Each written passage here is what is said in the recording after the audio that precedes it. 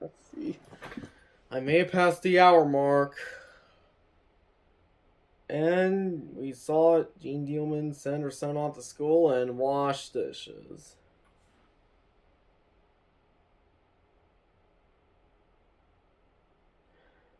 And I'm still not convinced I'm watching a movie. I'm convinced that I'm watching a single woman's actual life.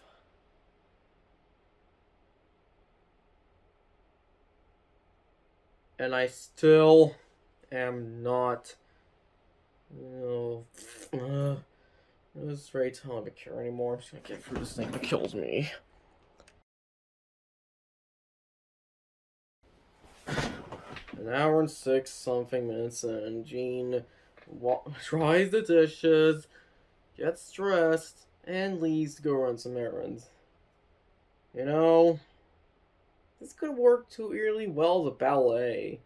After all, you just get rid of what little dialogue there is, add Jeanne pirouetting and jetting and stuff around, and add some music, and there you go. Jeanne Dielman the ballet.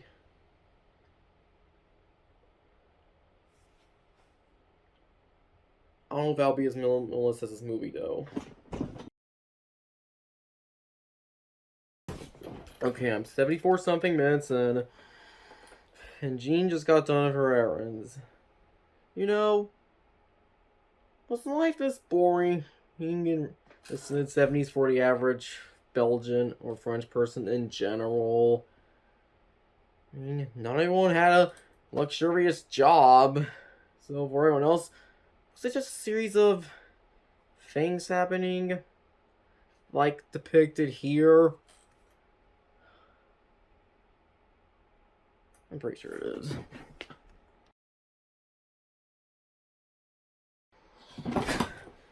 I'm 78 minutes into this thing. Now Jeanne's got a baby to tend to. And I repeat, this movie, if you can even call it a movie, is 201 minutes long. And that's the final cut. Can you imagine what earlier cuts this looked like? I don't know, maybe a 5-hour rough cut.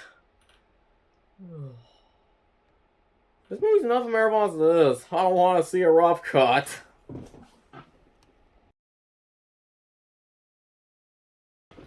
I'm about 83 minutes in, and you know, in Pulp Fiction, Christopher Walken's character talks about a watch, and then later on, Bruce Willis' character's all grown up, and he's in the hotel room. The film slows down. I learned from my dad that the whole purpose of that 10-minute slowdown was to make you forget there was a watch till Bruce says later on, where's the watch? Or something to that effect. I feel like the scene where Jeanne Dielman was cooking something in its entirety was designed to make you forget she brought a crying baby into the house.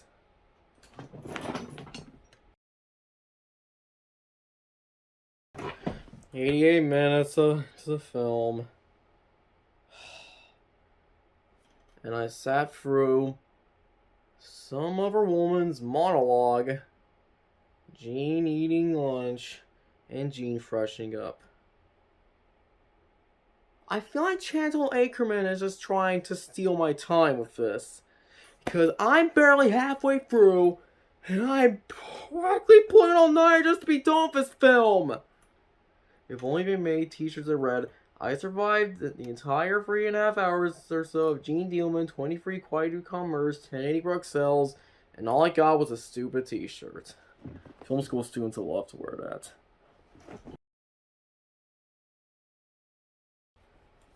We're 95 minutes into this thing. I'm pretty sure a rerun up the first day just started.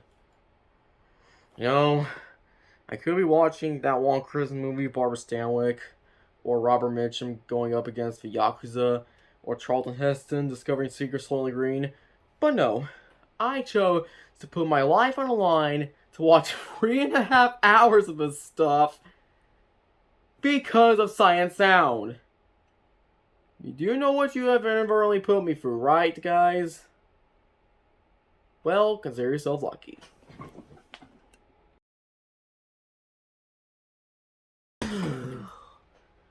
100 minutes in, yep. Same old shit, different day.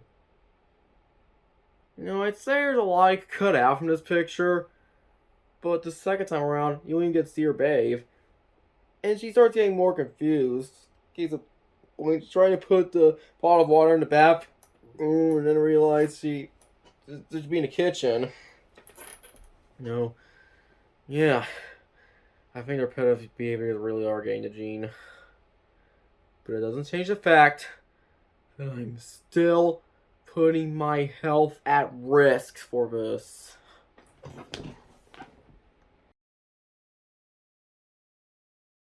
"107 minutes in, Jeanne forgets potatoes to recreate last night's dinner, so she goes down the store and buys back, and now she's peeling them.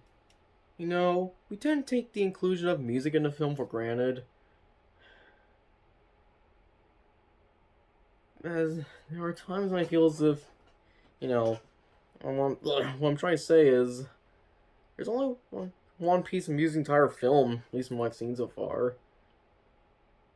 But I suppose the lack of music works too, because, well, she's just as lonely as the people at the sound department are. She's lonely. And there's no music to signify how lonely she is, so pretty much. And it's really kind of a dual nature of this film. On one hand, I'm seeing the whole artistic quality of it. But on the other, I'm just waiting for it to be over so I can get on with my life.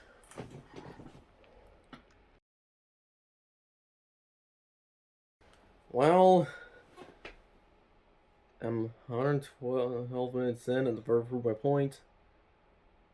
The son's back in the picture. He tries reading his book while they're having dinner. She says no reading at table, just like last night. Yet, in the previous day, she wrote letters to San Francisco or whatever. And he also does homework at the table. And now, at the moment I stopped, he's reading at the table after they finished dinner. So I guess what she should have said was no reading during dinner. Yeah, that. Wait, another thought I had. Can you imagine the ramifications of somebody trying to remake this film? I don't know, get Isabel Hopper in the lead or something like that. If I spell her name wrong, if I pronounce her name wrong, I apologize.